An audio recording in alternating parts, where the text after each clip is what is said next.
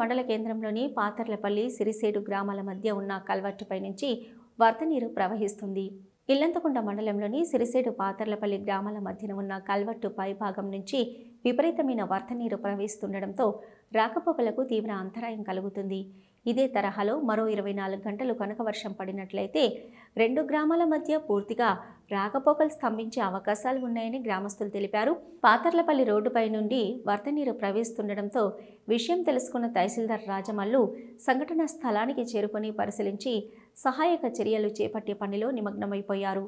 వరద నీరు ఉధృతి తగ్గేంత వరకు రెండు గ్రామాలకు చెందిన ప్రజలు రాకపోకలు సాగించకుండా ఇంటి వద్దనే ఉండాలని పేర్కొన్నారు.